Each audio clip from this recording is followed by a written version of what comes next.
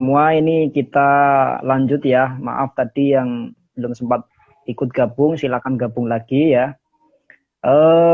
Perkenalkan Mas, saya Nova Lusni Mas dari foundernya Kedai Mayan Mas.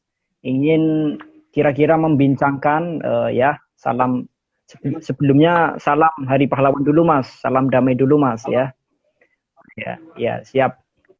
Saya ingin menanyakan bahwasanya berbicara tentang Hari Pahlawan tentunya tidak jauh daripada kata perjuangan, kemudian semangat patriotisme, dan tentunya menjaga bangsa ini dengan sampai di mana kita terus selalu menjaga ya Mas ya.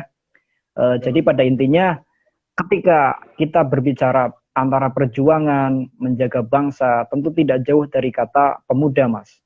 Nah, ini pentingnya pemuda yang bisa menjaga bangsa ini dalam meningkatkan eksistensinya itu seperti apa, Mas? Kira-kira, Mas? Bisa dijawab, Mas? Silakan. Iya, menarik, menarik. Pertanyaannya menarik, Mas. Karena bulan kemarin kita baru ngerayain Hari Sumpah Pemuda ya. Iya. Hari 1928. Terus yang ke-92 terus bulan ini kita ngerayain Sumpah Pemuda. Cuman ngerayain Hari Pahlawan mungkin kita bakal ngambil mungkin nilai-nilai semangat perjuangan ya gitu ya. Jadi kalau menurut sebenarnya pemuda itu dari awal dia sudah mestinya dia tahu gitu. Dia tahu peran, dia tahu fungsi dia, tanggung jawab dia. Nah, karena ketika mengawali itu semua dia tahu, dia memahami bahwa dia sebagai pemuda Indonesia itu dia punya peran gitu. Nah, sebenarnya itu nggak perlu jauh-jauh kita cari di mana peran, di mana tugas. Mungkin saya bisa berbagi di sini. Kita bisa langsung lihat saja di dalam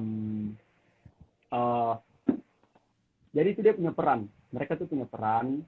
Kalau kita lihat langsung secara normatif gitu. Saya ingin menyampaikan di sini secara normatif agar kemudian dapat menjadi landasan kita dalam diskusi di malam hari ini. Gitu. Jadi kalau secara normatif itu pemuda itu dia punya peran. Peran dia itu tertera di dalam Undang-Undang Nomor 40 tahun 2009 tentang kepemudaan. Nah, kalau kemudian kita semua tahu tentang itu, kita nggak susah-susah payah lagi untuk kita mempertanyakan apa sebenarnya peran kita. Jadi ada 3. Nah, peran yang pertama itu dia aktif sebagai kekuatan moral. Itu peran dia yang pertama sebagai pemuda. Kemudian untuk menjaga eksistensi. Terus yang kedua, dia harus berperan aktif sebagai agen perubahan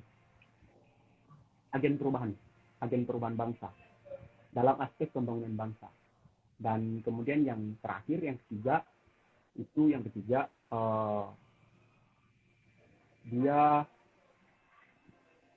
sebagai kekuatan moral. Jadi kekuatan moral, kontrol sosial, dan yang ketiga itu agen perubahan dalam aspek pembangunan bangsa. Nah, ketika 3 hal itu pemuda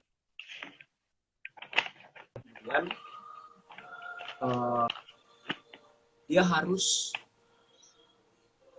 punya karakteristik. Mungkin saya menjelaskan sedikit tentang tiga karakter, tiga peran penting ini ya. Tiga peran penting ini.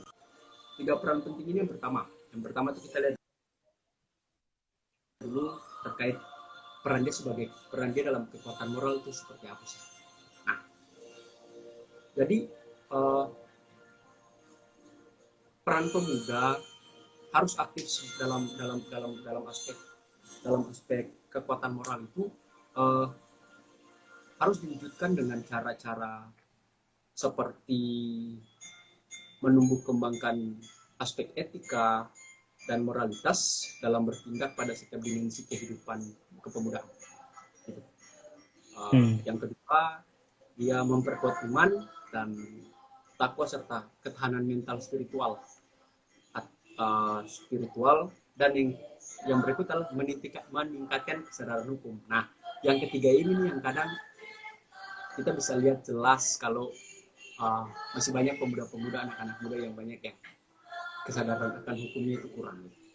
Mungkin saya sama Mas Nopal, mungkin karena sama-sama, mungkin kita ada di aspek kebudayaan hukum ya Mas, mungkin. Betul. Itu yang kurang sebenarnya. Nah, kemudian dia apa sih peran dia sebagai pengontrol sosial? Nah, dia sebagai pengontrol sosial itu berperan pertama memperkuat wawasan kebangsaan yang dulu kita ketahui pemerintah mengkampanyekan empat pilar kebangsaan, ada 4 itu. Nah, itu salah satunya agar pemuda punya kecintaan akan 4 pilar itu. Yang berikutnya tuh membangkitkan kesadaran tanggung jawab, hak dan kewajiban sebagai warga negara. Jadi sejak kita telah menjadi pemuda, berarti kita punya tanggung jawab, kita punya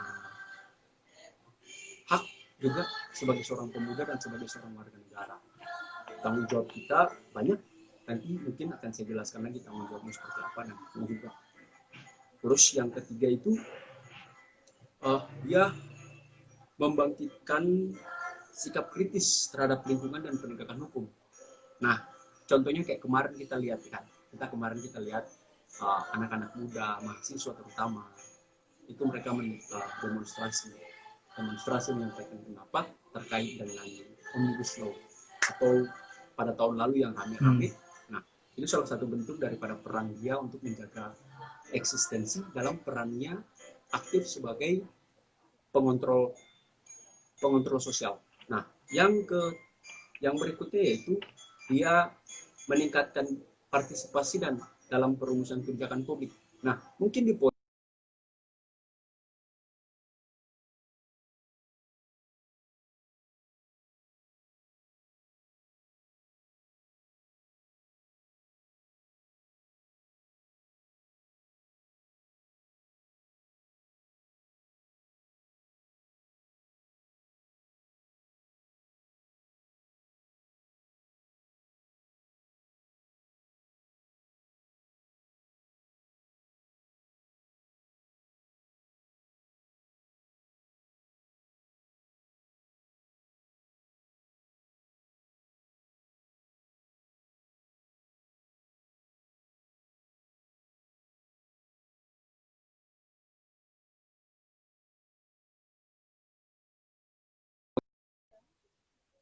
dan yang peran aktif yang ketiga itu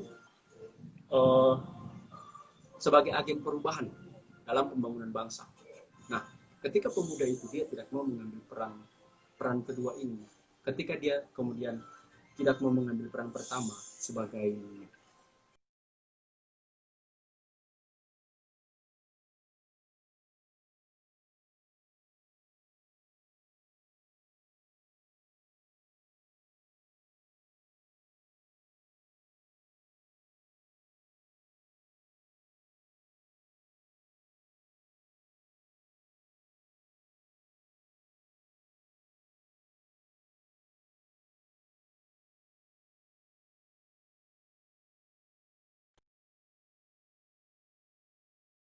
sumber daya ekonomi, kepedulian dia terhadap masyarakat, kemudian ilmu pengetahuan dan teknologi, olahraga, seni dan budaya, masuk, kemudian pasti kepedulian terhadap lingkungan hidup, pendidikan kewirausahaan dan kepemimpinan serta kepeloporan pemuda.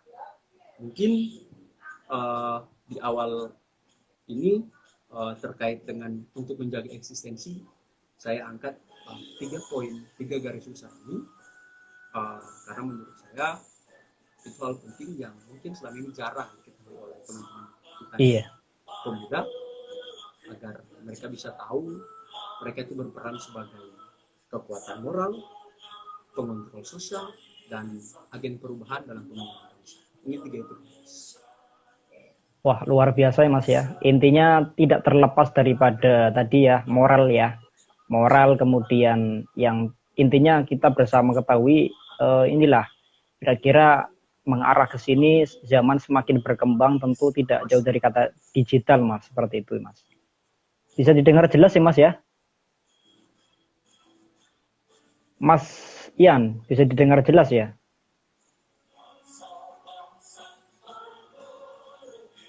Tolong anu Mas, lagunya dimatiin dulu Mas. Lagu nasional dimatiin dulu Mas, biar agak jelas.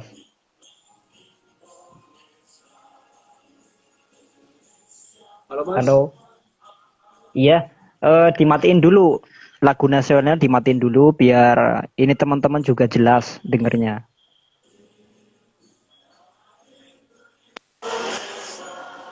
Halo Mas. Nah, iya dimatiin dulu Mas, dimatiin dulu. Oke, Dimatiin lanjut Mas. dulu. Oh iya, jadi ini Mas, kita berbicara tadi sudah dijelaskan tentang peran pemuda itu mengenai eksistensi dalam menjaga bangsa, sangat luar biasa sekali bagaimana Mas Ian menyampaikan dengan cara-cara yang saat ini dan mungkin kita lihat sejarah tentunya tidak jauh daripada kata moral ya. Bagaimana Iya Mas, menjadi benar. pemuda yang bijak ya, bagaimana menjadi pemuda yang bijak itu tentunya harus bisa menjaga moral ya, seperti itu. Pada Iya Mas. intinya kan kalau kita moralnya baik, insya Allah nanti kedepannya juga yang lainnya baik, Mas. Seperti itu. Oke, kira-kira kita ngobrol apa lagi nih? Ngobrol apa lagi habis ini? Uh, mungkin ini Mas, uh, jadi sebenarnya pemuda itu dia selain punya peran, ya kan, dia juga punya tanggung jawab Mas. Iya. Uh, dan nggak apa ya, nggak gampang sih, nggak gampang sih tanggung jawab itu. Iya. Ada beberapa sih, ada beberapa tanggung jawab yang mungkin bisa saya bagi aja. Yang bisa saya bagi. Itu pertama tuh, ini yang penting, menjaga Pancasila dan ideologi negara. Nah, saya ingat waktu kegiatan kemarin kan sempat dibilang sama direktur direktur apa ya yang pencegahan itu ya apa bukan ya Mas? Iya, yang dari Brigjen Pol. Oh, Brigjen Pol Nur Wahid. Nah, kalau nggak salah bilang, pemuda itu dia garda pelindung Pancasila, ya kan? Nah,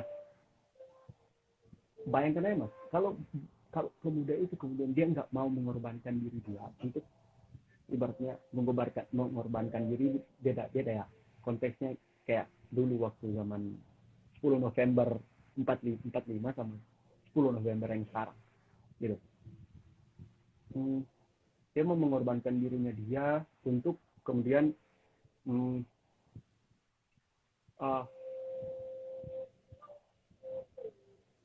bisa menjaga Pancasila itu, bisa menjaga Pancasila dan ideologi.